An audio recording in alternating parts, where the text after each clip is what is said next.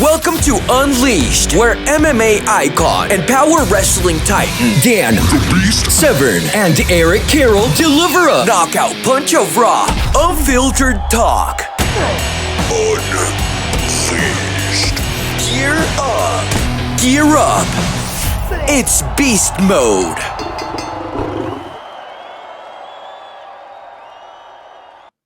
Jacques, Dan Severn. I don't know if we ever had the opportunity to meet each other.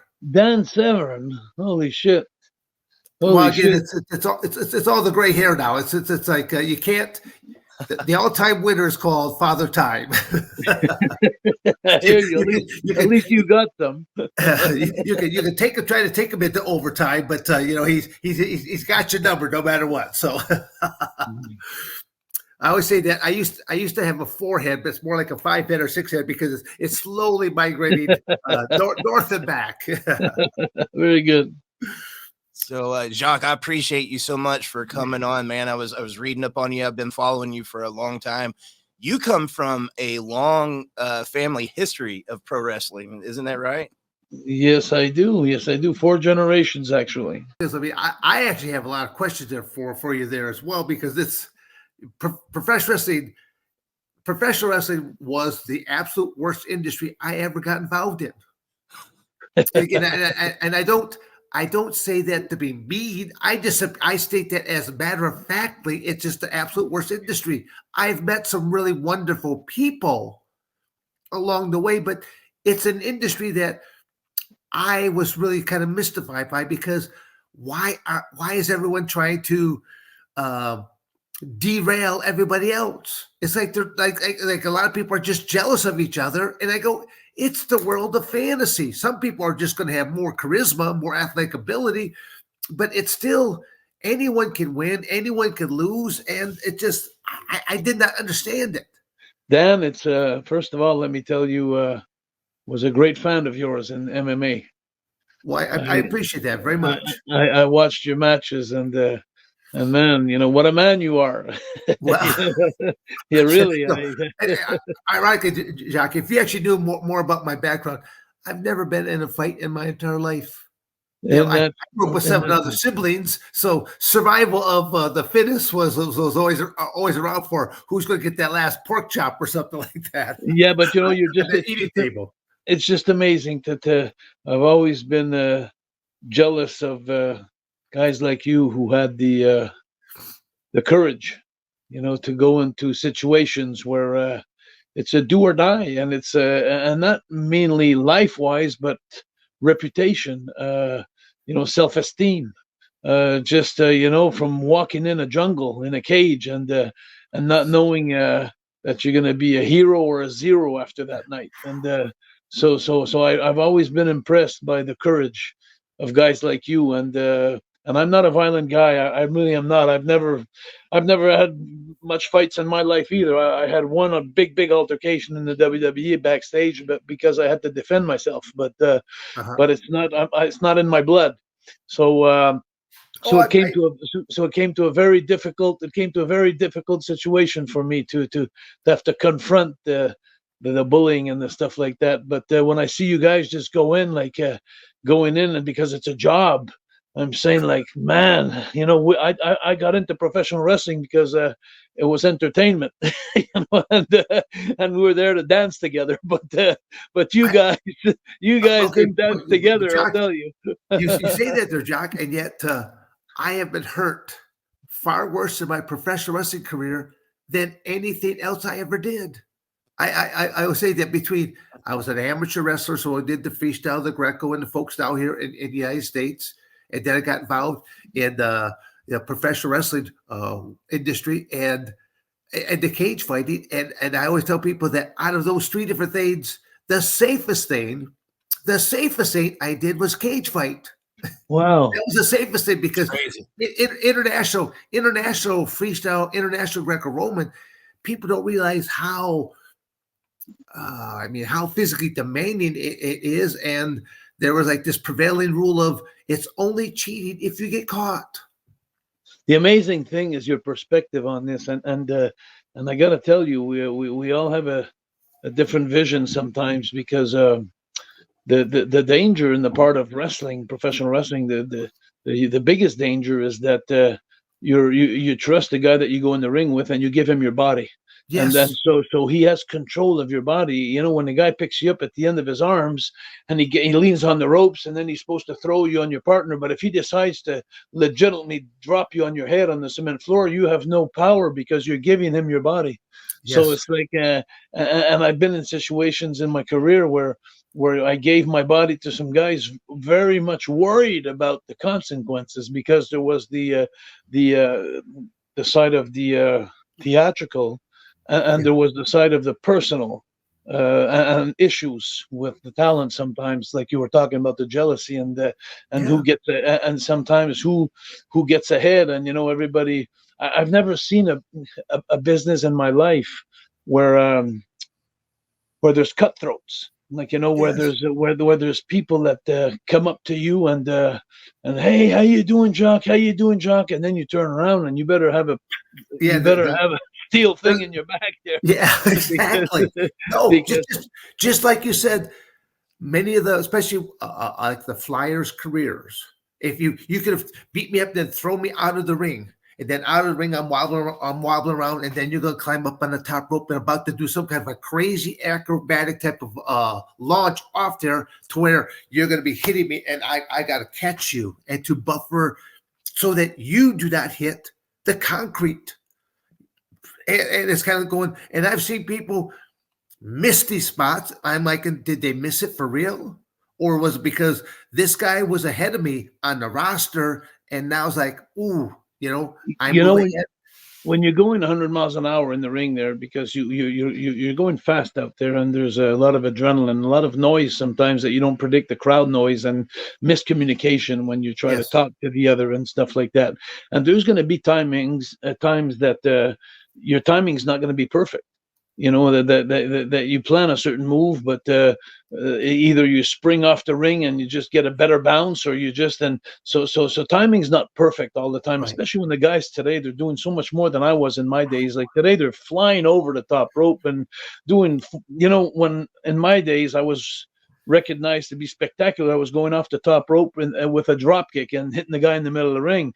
Today it's like peanuts. Today it's like the guys are doing 450s. They're doing even more. They're doing crazy things, and especially now that they got into an era where thank God I was out before that, but they got into an era where they're using tables and stuff like that, where they're falling off cages like 20, 30 feet high, and Yeah. it's Well, like I try to think how that little rhyme goes: tables, ladders, and chairs. Oh my, that's That's funny because I got a grandson, and I watched that all the time, The Wizard of Oz, with him. But anyway, long story short, I like that rhyme. What a great rhyme!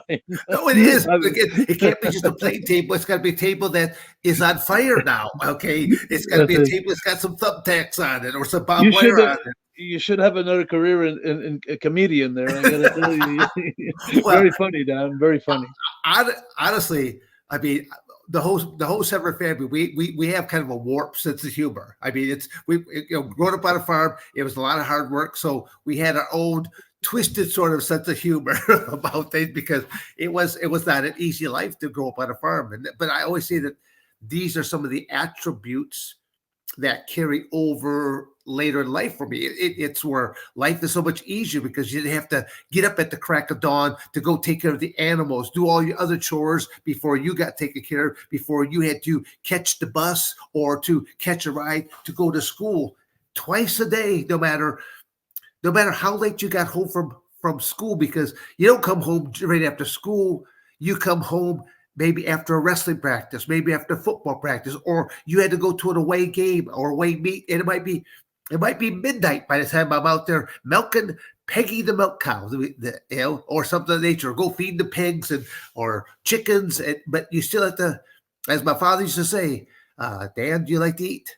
And then I said, "Yeah, Dad." They go, "So do the animals, twice a day, in the morning and at night." So again, You know, but those are the responsibilities of a big family growing up on a farm. You learn these things, and you have to do them no matter what kind of weather is outside. It could be a crappy weather, and just like you still got to go out there and take care of the animals. absolutely, Yeah. amazing story. You know, guys, I mean, just sitting back from the perspective of a fan listening to you, hearing about, you got to trust your body with this person that you're in the ring with. But then you got these politics behind the scenes. So you don't know if you can really trust the person that you've got to have trust with. Dan, we were talking a little bit before Jacques got on about some of the like evil ribs that goes on backstage. I'm curious to hear some of the stories of what you saw, Jacques. Jacques, what I was tell Eric about is like, one of the ribs that I heard these guys always talk about was coming back to the locker room and finding the fact that somebody basically shit in your duffel bag. I'm thinking, how is that funny? To me, it's like going, I would be pissed if I came back to the locker room and found my bag. So I never left any of my stuff behind. Jesus, I just understand. You guys are bringing me back in a horrible memory lane. I apologize about that. No, it's okay. It's okay. You all know about the incident with me and the British Bulldogs, I guess. I assume Dan doesn't. I do. Dan, you don't know that, eh? But no, not really. Again, I'm surprised it went around the world. But anyway, I'm not going to go into the whole story. Just to tell you that the British Bulldogs, Dynamite Kid, was a bad ribber, and he was a bully, and he used his loud voice and his toughness and his to pick on mostly the guys that are being easy to intimidate. And so long story short is I became a victim of his, and so I didn't stick for it. I didn't take it, and I just I actually told some people that I was going to bring it back to Vince. I'm not going to take on coming back to the wrestling dressing room after a hard match and finding one half of my pants cut off, the leg cut off. When it's about -20 outside, then you got to go and Joe, I wasn't going to stand for it, so I was going to report it to Vince on Monday. And by the time it got back to his head, that he was informed that I was going to stooge on him and I was going to say something, he beat me up in the dressing room so bad he left me on the floor in a pile of blood, and because I was going to stick up for myself, and I had a choice. I had a choice to do like all the others that were bullied, that just put my tail between my legs and go back home and live with that for the rest of my life, or the other choice I took, I don't know where I got it from, Dan. That's why I have so much respect for you, because I'm not a fighter, but I had to stick up for myself. And for a whole week, I was preparing in my revenge, and I couldn't eat. I couldn't. Every time I'd eat, I'd throw up. I couldn't sleep. I lost like 15 pounds because, like I said, for me, fighting is a very hard thing, especially the guy that's on a pack of steroids every day and like on pills and uppers and downers. He was like a crazy guy, and very temperamental, and so I was very much afraid to do what I had to do. But for my father was always my hero, and the Rougeau family have always had a great reputation. I didn't want to be the one who tarnished it or made it the end of the Rougeaus because of me. So it's like I got my brother Raymond helped me a lot, by just encouraging me and stuff like that, and so I got the courage up. I don't know how. I still don't know how today. And a week later, I waited to get my revenge, and the way he did it too, I was when he beat me up, I was sitting playing cards with Mr. Perfect in the dressing room, and Kurt Hennig was part of that too. He was part of that deal where he sat at the other end of the room with the back to the dressing room to the wall where we were playing cards, and he set me up so my back was to the dressing room. And when Dynamite came in with his gang, there were about 4 or 5 of them. They came behind me, and he just slapped me on the side of the head. I fell off the chair. I was playing cards, and I fell off the chair, and he didn't have to do that. He would have beat me up anyway. But anyway, so he came, but he did it from behind, and he came and hit me, and then I fell off the chair. And me not being a fighter, I just got up like, whoa, what's going on with that? And then he kept punching me and kicking me in the face when I went down. And he said, "You're gonna tell Stu? He's gonna tell Vince McMahon, you're gonna stooge on me. You're gonna." And I heard you wanted to stooge on me, and the only thing I could hear is that, and then finally I couldn't hear nothing. So a week later, I waited my time, and it's so amazing. What I'm going to tell you, this is amazing, but I finally called my father up. the night before I did my comeback, and because my dad was there in Miami when I got beat up. My father's a snowbird, so we were wrestling in Miami. We're on the road, but we're wrestling. So my father had picked me up at the airport. We went to eat at his house, brought us to the Miami Convention Center, and then he's bringing me back, and we're in Chicago the next day. We're on the road 25 days a month. So it's like when I get the chance to see my dad, he'd pick me up and bring me. So when I got beat up at the arena, I got back in the car. I was all swollen really bad. The Elephant Man was me in my face. And so I got back in the car, and I never spoke to my dad. Not a word. And all the way back to the room, he was like, he couldn't believe it. And he was trying to talk to me. I wouldn't even talk to my dad. I was like in a space that I can't explain. Right. And you're in that zone. You're basically withdrawing in yourself because you're actually thinking about what you're about to do. I was a trauma. No, but I wasn't there yet. I was more like in the trauma. I was like in the lost. I was lost, and I was embarrassed. I was there's so many things that I could say. And the next morning, my dad brought me to the airport in Fort Lauderdale, and on the way, because I was going to Chicago, he tried to talk to me. I never spoke a word to him in the car, and I left. So that was the last time my father saw me. So a week later, I haven't spoke to my father all week, and then I decided that on that Monday, a week later, I'm going to do my comeback. So I called my father on the Sunday night. And I told my dad, I said, Dad, because I was still swollen up my face. I said, Dad, I'm going to do my comeback tomorrow. That was the first time I spoke to my dad in a week. And my dad, my dad, Dan, you're going to like this. My dad told me, he says, listen, he says, before you go to the show, go to the bank. And he says, and I was saying, go to the bank. Like, what the hell is my father talking about? And then he says, you make sure. He says, go to the counter and ask for a roll of quarters. And he says, when you get that roll of quarters, you put it in your hand. And he says, when you hit him, he says, you hit to kill him. You hear me? He says, you hit to kill him. And I said, and I was so afraid. I was so freaking afraid already before he told me that. And I got so nervous because I said, what if I miss? Always thinking that the whole week long, I kept throwing up thinking, what if I miss? What if I, and finally, that's what I did. The next day, I did what I had to do. And 4 teeth came out when I hit him, 2 in the front here, 2 in the back. And I'd never seen blood come out of a human being so much when it was coming.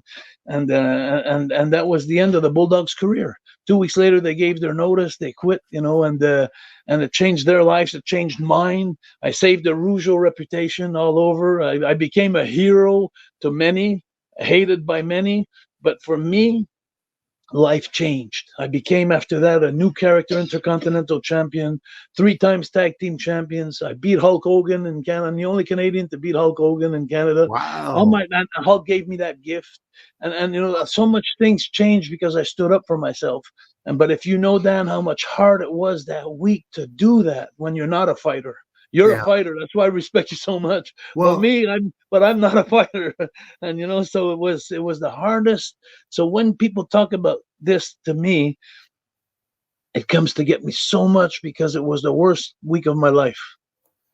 Jacques, in a lot of ways, I mean, you're in my path are basically the same. I basically was put into a situation to where, I was offered up an opportunity to jump into this thing called Ultimate Fighting Championship, but it was at a time when I had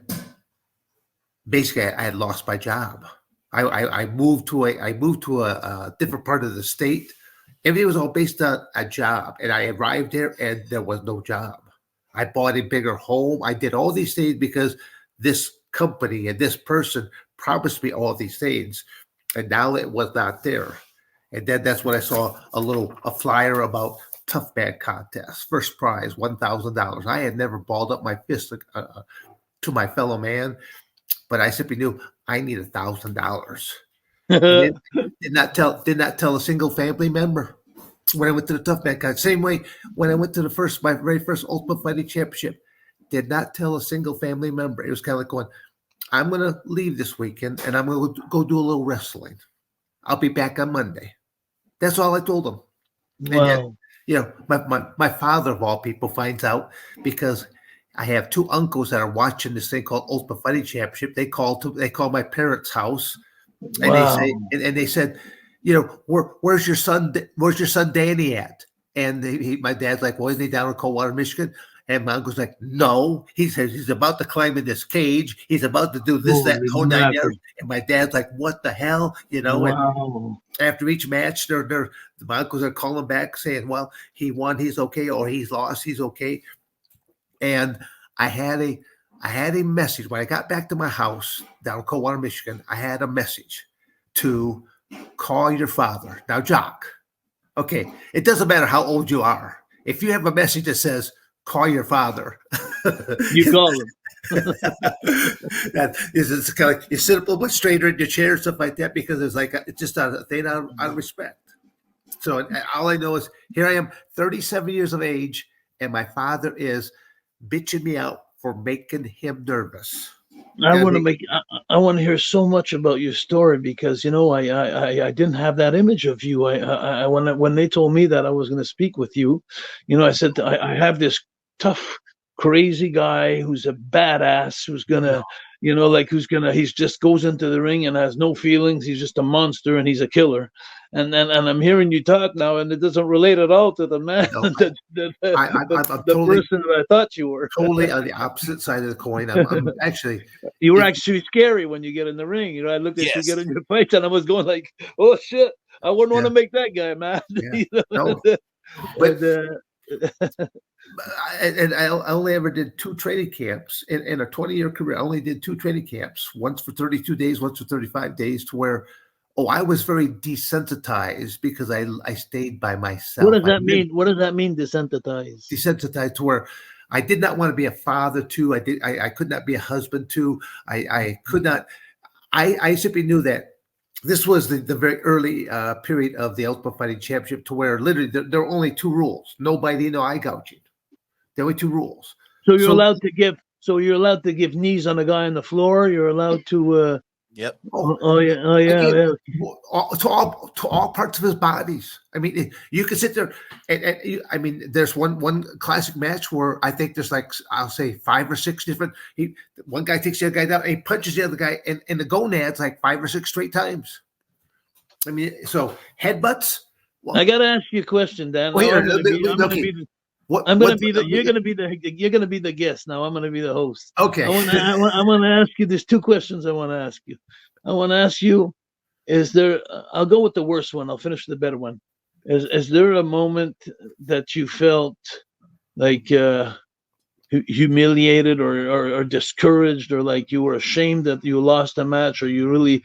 And my other question is there a moment that you were surprised to win a match? Like, you won a match and you never thought you went in there thinking like, I have no chances to win this match, and you won it. Oh, I've experienced both those throughout my entire career, and just different things, whether that would be for cage fighting, but there's other times, John, if I go back to my early roots as an amateur wrestler in high school.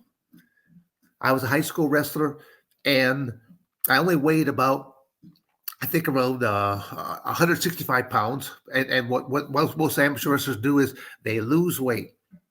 They try to go to a lighter weight class so they could be a bigger, stronger person. And so I challenged at the 155-pound weight class. I got down to 155.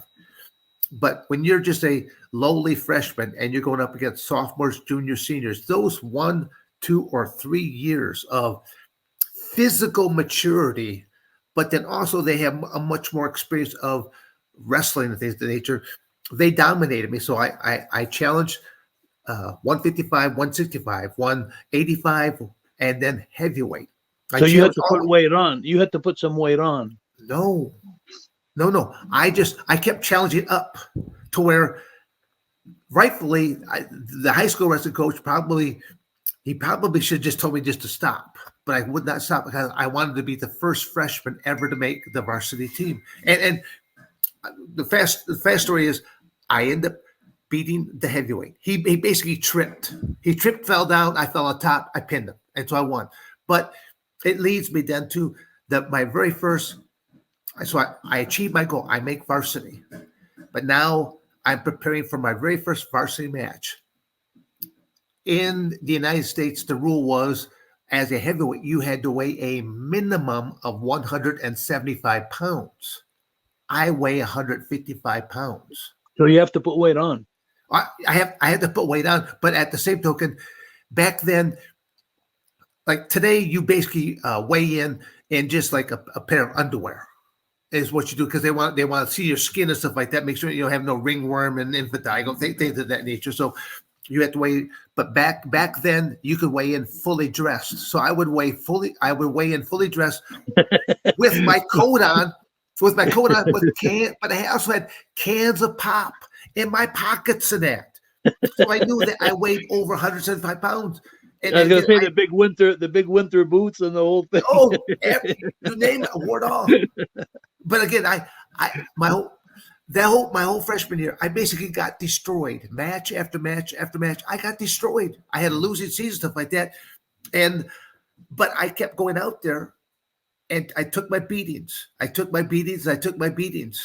And I mean, what was your greatest victory? Your greatest victory that you fall back sometimes. You know, if your grandkids that you'd be proud if they came up and told you about, or what was your greatest moment in your career? Your greatest. Well, no, I'll share it on two ends of the spectrum. In that same freshman year, that our team finally makes it to the conference in the season. It's our first chance that the Montrose, Michigan team is going to possibly win a conference champion for the first time ever. It all boils down to the heavyweight match, which is yours. As long as Dan Severn does not get pinned. Okay, again, Dan Severn's not going to win. Okay, but as long as Dan Severn does not get pinned, we win. Oh my God! What pressure! Now again, you gotta realize I weigh 155 pounds. I'm walking out there, and I'm going against this guy that's about 6'3", 6'4", and he weighs probably 285 to 290 pounds. And there's not bad weight on him. So it's like David going to his Goliath. And I mean, he destroyed me for the next 6 minutes, because matches were 6 minutes long. He destroyed me for 6 minutes. I literally was on my back time after time again to where I see the lights in the gymnasium. I fight to get off my back, and he rips me with the half nelts, and he rips me with the crossface. And all I know is when the buzzer finally rings, he didn't pin you. Yeah, he lopsided score. I mean, how badly he beat me, but he did not pin me. So my whole team is rejoicing. They're running out on the mat. They're picking up my crumpled body and stuff like that. And they're like, hooray, and stuff like that. And yet I walked off that mat. While they're all still on the mat cheering, I walked back behind the bleachers there. And I actually started crying because I was so broken. I was so broken at that point in time. But in my mind, I'm thinking to myself, I'll be back. You go, I'll be back, and I will do much better again, because I had that defiant type of an attitude that I'll be back again and again and again. And that Jacques, that still carries over even now, because how old are you now, if you don't mind me asking? Well, listen, I'm 64 years old in June. I'm going to be 64. Okay. Then you and I are basically okay. I'm 65 right now. I'll be 66 in June. So what date? You're Gemini. Yes. What date are you? June 9th. Okay, so I'm on 13th, so we'll celebrate yours before mine. Oh, again, that's another Gemini. I always say Gemini. You know what's amazing, Dan? I got to tell you something. I don't know if you still have the passion of that today, of your business, but I still do. I'm so involved in my wrestling now more than ever. I'm having so much fun now, Dan, with wrestling. 3 years ago, I want to tell you about this. This is amazing what happened. You're going to live something special now with me. 3 years ago, my girlfriend and I, we started a contest in Canada. It's called Wrestling Academy. And it's so what I decided to do is during the COVID, everybody starts doing podcasts because there's nothing left to do in life except podcasts. So I started my podcast. So and so I have the luxury of being very popular in Quebec. So all the singers, the comedians, the hockey players, everybody knows me. They like me. I got a great relationship with all the artists in every disciplines. So I'm starting to call them all up to get to come in my podcast. So I get this girl that comes in, and there's a show they've been doing for 20 years. It was called the Star Academy, which was singing. So what they do is they grab all the singers from all over Quebec that were good, but just not known or not at the right place or the right time. And so they get them in a contest, and they have an elimination contest. And at the end, the winner goes to the Bell Center, the 20,000, the old Montreal Forum that you may have heard of. And it's like, and they get the chance to sing with Celine Dion. That's the big contest. Oh, yeah. So as we're doing podcasts, I got this girl, Marie-Hélène Sibayas, in the podcast with me. She's the winner of Star Academy. So I asked her to explain to me how was the feeling of this and that. So when the show is all over with and she goes home, I look at my girlfriend after the podcast and I say to her, I said, wouldn't that be great if we did that with wrestling? You know, Wrestling Academy instead of Star Academy. So we put the idea together, my girlfriend and I. And what I did that year, I start sending invitations from Vancouver, Calgary, Edmonton, all the way to Nova Scotia, East Coast to West Coast, to all the independent wrestlers that are very good, and all the small federations around the country that, like my father always said, there's two ways you can make it in the business: being at the right place at the right time and knowing the right people. So I'm saying I'm trying to make a trampoline here for those people to get known. So I sent invitations. I said all to the federations, like, tell your best wrestlers to send me a 45-second video, 15 seconds where they say, hey, I want to be part of Jacques Rougeau's Wrestling Academy, and 30 seconds of their highlights in the ring, the best highlights. So I've been starting that for 3 years now. And I got sponsors around Montreal, around my home, where it's amazing. Like, you know, we're getting big prices. Like the last 2 years, the first year I did it, I had $4,000 or $5,000 prizes for them, $5,000 prizes for the winners, plus they get. I made a great relationship with QT Marshall. He was with AEW, and he has a school in Atlanta, Georgia, with Cody Rhodes, who's a big star right now. Cody Rhodes is the main eventing WrestleManias and all over. So he has a school with him, and Billy Gunn, part of the Smoking Gun. So those three have a wrestling school in Atlanta called the Nightmare Factory. So I get a hold of QT Marshall, who doesn't even know me. I don't know him, and I call him up, but thank God to my reputation, he knew me. So I went to him and I said, QT, I said, I'm having a contest in Canada, and 4 winners best wrestlers are gonna have a chance to win $5,000. I'd like to bonify this by giving them a gift. I said, could they go to your school in Atlanta for 1 day? If you guys could just take them in for 1 day and treat them like they were stars, like, you know, have them interviews and take them in the ring a little bit, give them a training and stuff like that. And he fell in love so much with the contest that by the end of the first year, he had decided to give my winners 3 months of training at the Nightmare Factory. Imagine 5 days a week training with Cody Rhodes, Billy Gunn, and QT Marshall. So that went crazy. The Canadian talent one just went crazy. So we had the first competition that year. Last year, the competition, we upped the $5,000 to $10,000 for the winners. We had 3 winners of $10,000. And this year, we're starting this in September. All the inscriptions are in. I already chose the people. We had so many inscriptions this year. It was amazing. So we kept 34, 20 men and 14 women. And this year, there's going to be 4 winners of $10,000 for them. And they're going to Mexico, to Big Lucha Wrestling, and to Bandido's gym to go train this year, just to make it different. To have them go wrestle Mexico, because it's different in Mexico. I wrestled in Mexico in my career, and it's completely a different ball game. But when I came back from Mexico, when I went there, I started doing backflips that I never did before. And that really brought some tools to my toolbox, you know, when I came back from Mexico. So I'm giving that to them this year.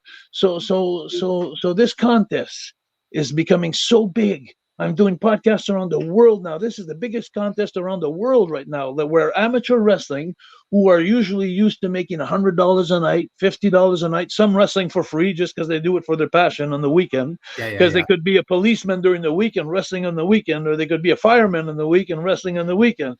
So now I'm having them live their passion, and they're getting great exposure.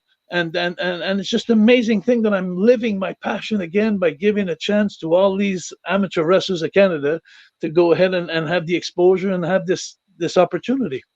Okay, so is that just limited just to Canadian participants? This year, yes. And here's another thing I got to tell you, Dan, that's very important. So you guys are really going to know this is big and it's huge, because what happens is I get a guy from Vancouver, and then I get a guy from Nova Scotia. So I get them on Zoom like we are now.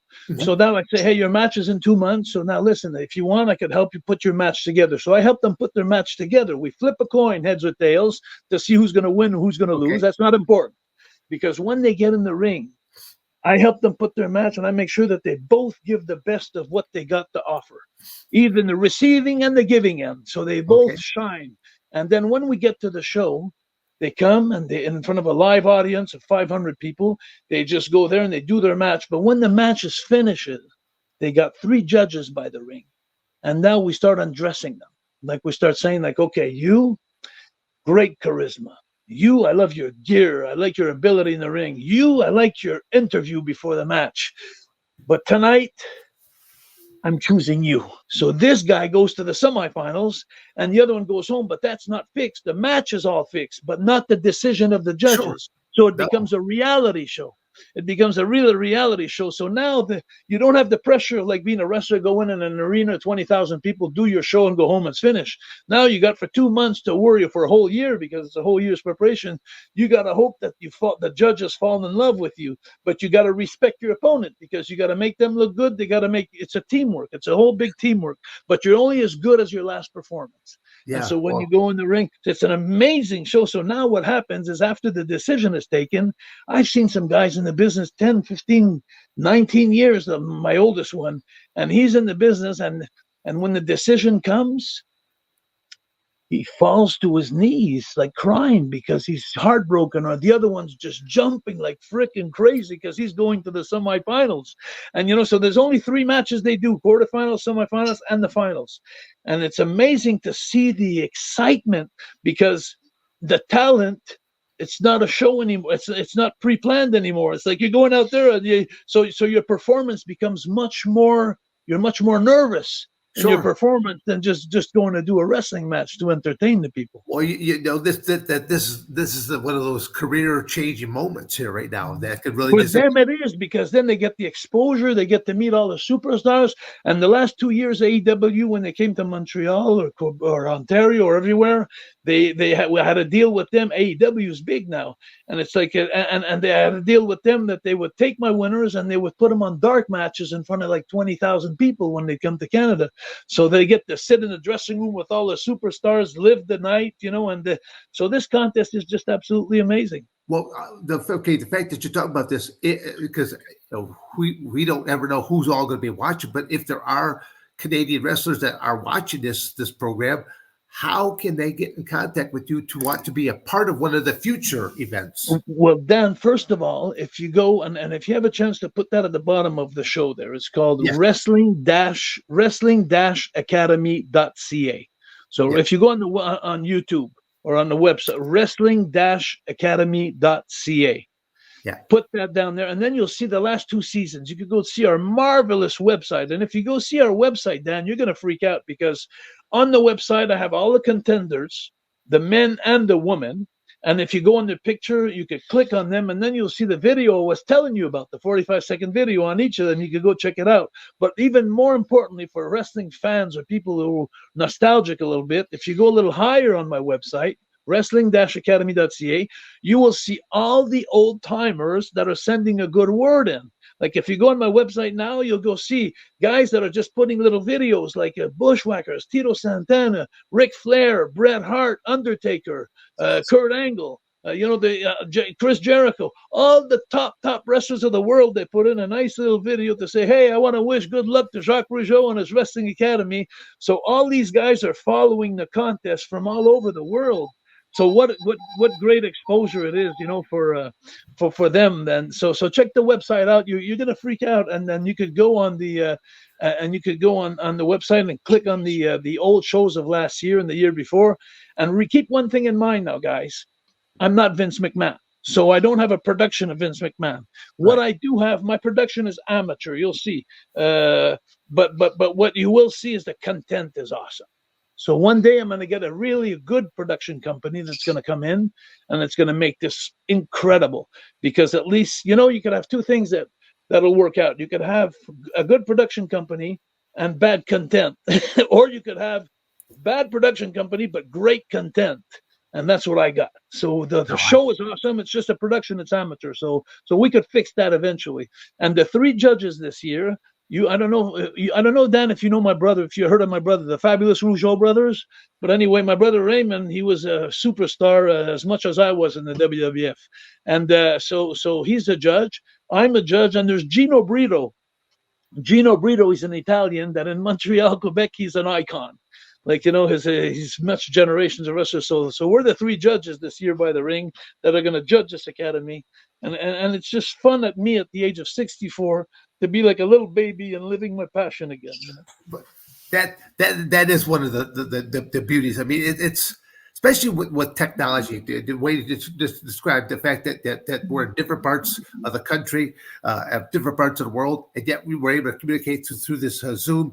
But again, more people get to learn more about what you're doing. You're making a great positive impact because you've been through the business and you know the sad aspects of it and you know the positive aspects of it. And to me, you're doing something different, but you're doing something in a very positive direction.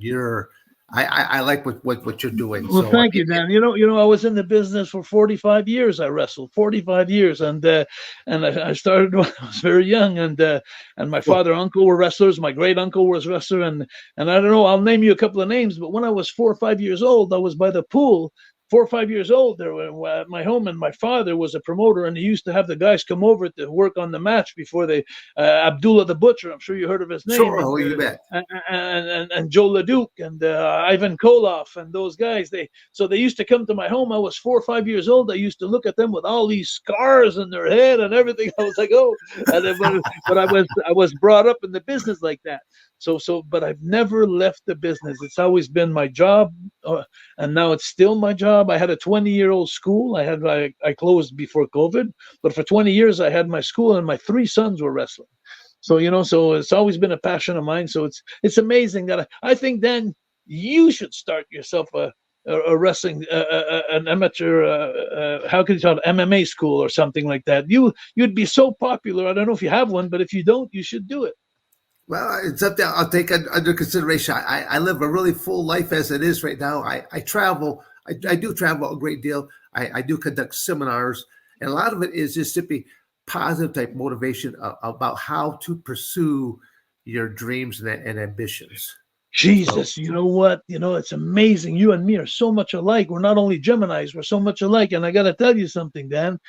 I've been, for the last 25 years, I've been giving conferences in schools against bullying. Yes. Because of the incident that happened to me with the British Bulldogs. It changed my life dramatically, and it scarred me for life. And every time I gave a conference in a school, 300, 400, 500, 600 kids in the auditorium, and I had 2 or 3 at the end that came and told me, oh, thank you so much for giving me those tricks and helping me. It was therapy for me all my life. It was just therapy for me. They thought I was helping them, but they were helping me. And the funniest thing, I got to tell you, I was at the WrestleCon this weekend. I do a lot of Comic-Cons where we go together in different arenas and we meet our fans, and all that. And I was coming back yesterday on a flight. I got to tell you, the nicest thing that ever happened to me that I can't remember of. Unexpected.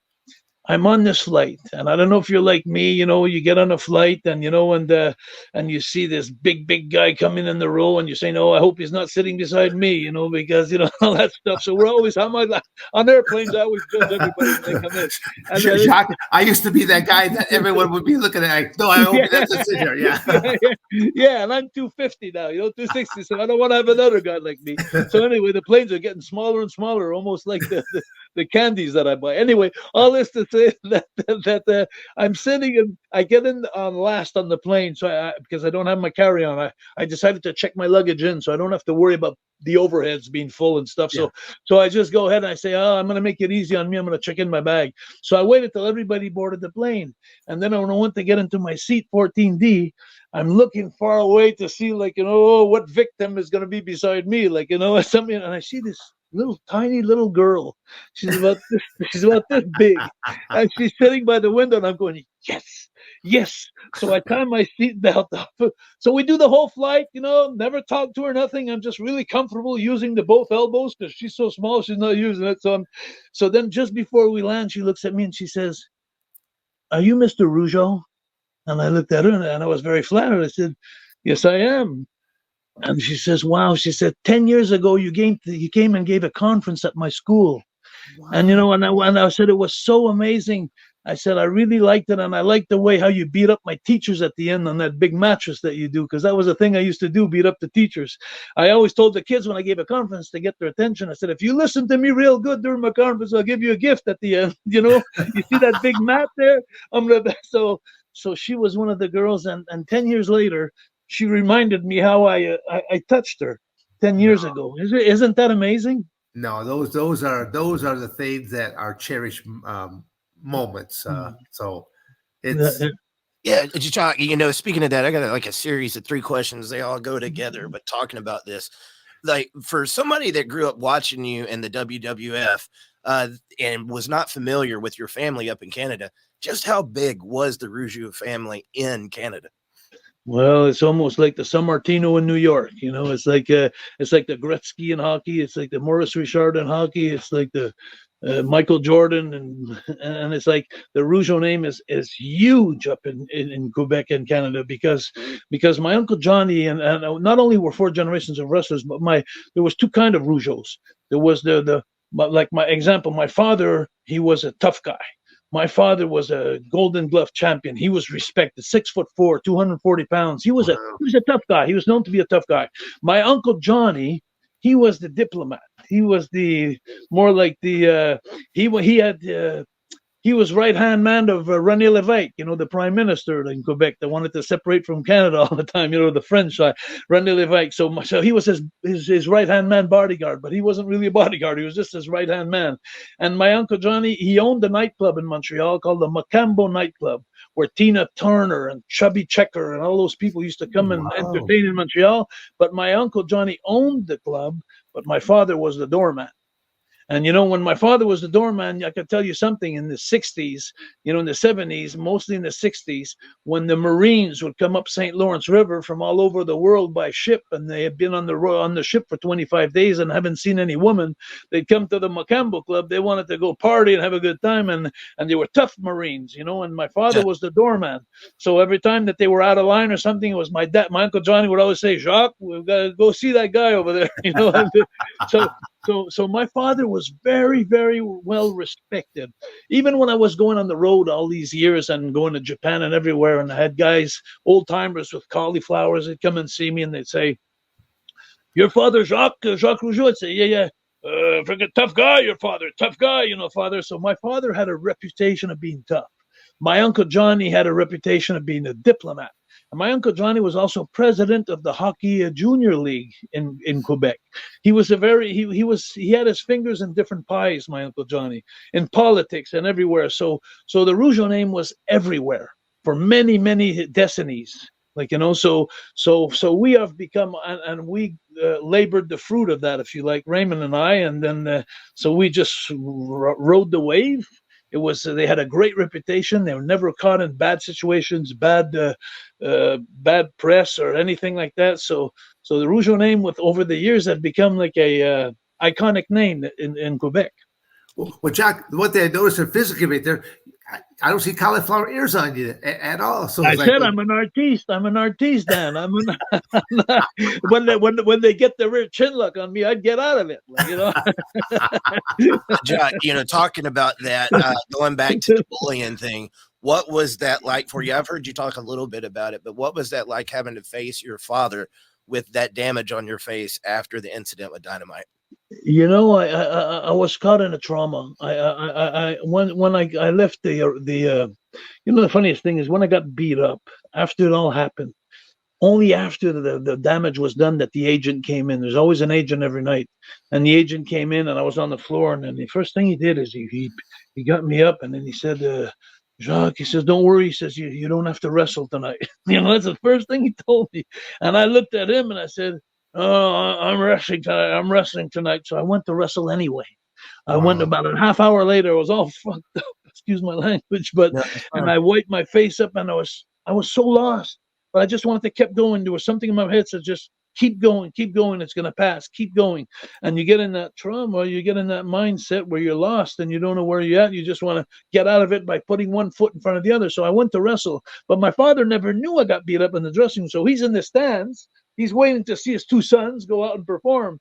And then he sees me come out like that, and he could barely recognize me. And then after and my brother Raymond, and in those days, he had an injury to his knee. So he was on crutches. So what we do in those days when we're in tag team and a guy was hurt, well, the other guy would carry the load. Like, we'd work tag team, but my brother would come with crutches by the ring. So my brother was on crutches. So when my brother came out with crutches to the ring, and then I followed him all swollen up, it wasn't a good night for my dad, I'll tell you, because he understands watching all this. And then so when I came back to the dressing room, there never was question of me showering or nothing. Just picked up my bags, and I wanted to get out of there. And when I got to the car, Raymond was sitting in the front with my dad. And they were talking, and a couple of times my father talked to me. I was sitting in the back, and I never even acknowledged him. I was gone. I didn't know. So I never talked to him until I went home and sleep in Hollandale at his house. Till the next morning I got up, he brought me there. I never talked to him once, not a word. So it was like so he let me. I guess they understood that it was better to leave me alone, and to deal with it. But there's no way to explain where I was at. But I did not want to become a McFly like Back to the Future. Yeah. I just didn't want. That's what I didn't want to be looked like, because my dad. I had so much pride from my dad. I so much. I don't know how to say that. My dad was my hero, and I didn't want him to look down at his son that was a weak link or Yeah. How did the wrestling locker room dynamic? Eric, let me interrupt you for a second. On that same note that you just said there, Jacques, I never told, as I said earlier, I never told any of my family members whenever I had any of these cage fights coming up. And there happened to be a show taking place in Detroit, Michigan, at this big arena. I mean, this arena probably holds, I don't know, 12,000, 15,000 people. And I had... As I'm standing Cobo Hall? No, it's not Cobo Hall. No, it wasn't Cobo Hall. It's arena that's gone now. But as I had this routine of when they're starting to make the announcements, they'd always make the announcement of whoever I was going against first, and then they would come back to me. I disappear. I never would look at my opponent. I just walked back and forth. Just kind of like this, just walk back and forth. But I'm doing deep breathing. I'm just lowering my heart, stuff like that, because this is what I call the calm before the storm. And so I just walk back and forth, and I would look out over the audience, out the back, and out of the blue, my father stood up. And you noticed him. Oh, I saw him, and I'm thinking, "Oh my God, my dad is here." I go, in my mind, I'm thinking, "Do you think I'm going to lose in front of my father?" No. But again, it's just one of those things. You got to realize how old I'm at that point in time. But you still have. Were you ever scared before a match? I made peace. I guess that's the best way of saying. Jacques, there was the fact that I did 2 different training camps, and when I said I was desensitized, I was ready to take another man's life, and I would have no remorse. And that's what I mean. But you didn't answer my question. Were you ever scared? Again, I don't think. Did you ever think for 1 minute that you knew maybe this guy was tougher than you? Or no, that crossed my mind. I know that I'm walking into a no-win situation. Oh yeah, I'm going to walk out there. There's no way I could possibly win, but it's going to go. But there's and you weren't scared. But you weren't scared, like you. There's always going to be. In back of my mind, there's always that fluke of. I always laugh. I told a lot of people throughout my career, it's only because I used to carry a banana peel in my trunks. I would throw the banana. I threw the banana peel out there. Like Tom Jones. Like Tom Jones used to do. Yeah. So I use comedy a lot of time because a lot of people I thought that I spoke to, I don't think that they really understood the mindset of a competitor that is. I mean, back in that NHB era, you could take another man's life and get away with it. And there were some evil cats involved in that industry at that time. So, Yeah. Well, how I'm so impressed by your courage. But again, I always tell people, if you ever do look at, I only ever really punished a couple people that really needed to be punished. Otherwise, I was one of the nicest guys out there doing matches, because there's times when I could have done so much more, but it's like going, no, I don't need to do this. Wow, They're just they're. it's to your honor. I even would look at the my referee. I go, why are you allowing this Why aren't to you not continue? stopping the match now? Yes. So Yeah. that That's they, good. and That says a lot about you. yeah. Well, No, guys, we're almost out of time. We got another interview coming up here in about 5 minutes, Dan.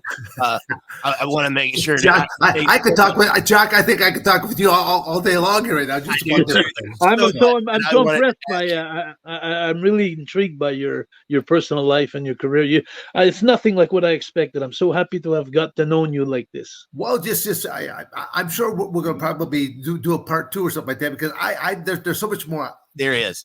What I like about what you're doing with your family right now is the fact you're giving this platform. You're given an opportunity. You didn't have this opportunity, but look at the opportunity that you're giving to all these wrestlers, across Canada for right now. But again, look at the international aspect of what you could possibly do with this, and even bring on more sponsors. I like what you're doing, because Thank you. I appreciate that.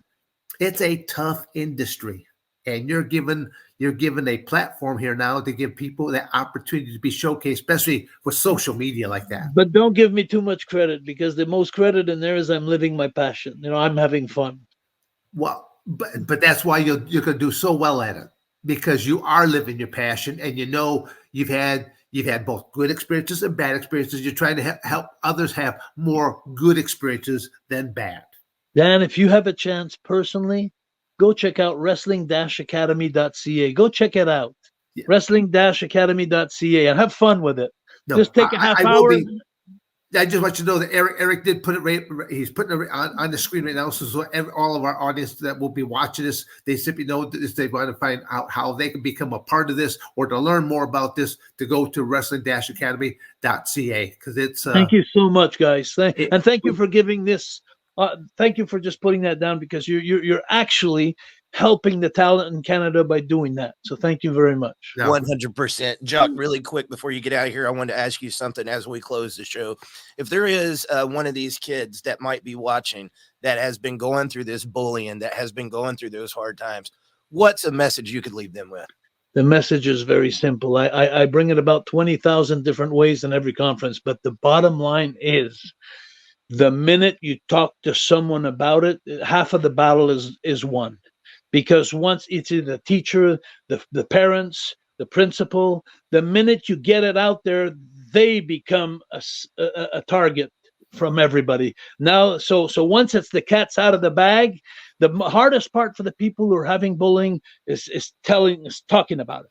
Right. And it's keeping them inside, and really getting so dark upon themselves that sometimes it comes to suicides, because they can't deal with it. They're afraid, and they're saying to themselves, "Oh, if I tell that certain person about this guy who's doing that to me, oh, what's he going to do to me next? If I stooge on him, or if I stool." And that's the hardest bridge to cross. Once you've managed to cross that bridge, one day you'll look behind you and say, "Wow, I'm so glad I talked about it," because it's always 100% of every time that I've dealt with it, with personal issues and all that. Once you've talked about it, it settles itself. Absolutely. Yeah. And I think one of the hardest part is, as men, it's even harder yet for a man to come forth and to divulge this kind of information. So that's a great note. It's together in class. I tell them, I'm take 2 seconds to tell you this. There was a girl being bullied in her locker room every time she get to school. And after a conference one day, I got a call a week later, and her dad called me at home, and he says, "Mr. Rougeau, I need to talk to you. You came and gave a conference at the school. I need to talk to you." And I'm going like, "Oh my God, did I say something wrong?" And then so I went to see him an hour away from my home. And he told me, he says, "Mr. Rougeau," he says, "for the last 6 months, my daughter has been talking about committing suicide 3 times. I have to bring her at school. She doesn't take the bus. She comes home and she's sad all the time. She's depressed. And since you gave your conference last week," she says, "I've never seen my girl like this. and now she's smiling. And what happened is the next day of my conference, everybody was known now about the conference, and they knew the situation with this girl. So when she got to the locker room the next day, the three girls that were bullying her, there were three girls, because girls could be mean too, don't get me wrong, and there was three girls that were bullying her so bad, they came the next day to the locker room when she got at the school, and they were going to, excuse my language, but piss on their territory to say, like, hey, he's not going to change nothing here. And 20 girls that weren't even their friends came around her and just took her and brought her with them. Oh. And that changed everything. The three girls were powerless because all the 20 girls got to get that girl that was in trouble, brought them with her, and that ended everything. So that's when the father told me, the last thing he told me, says, Mr. Rougeau, you've always been a hero of wrestling for me, but now you're a hero in life. Awesome. Nice. That's what he told me.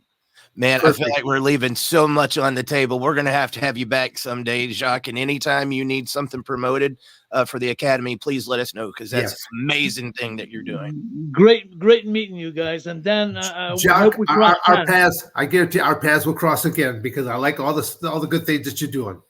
Thank you so much. Have a good day, guys.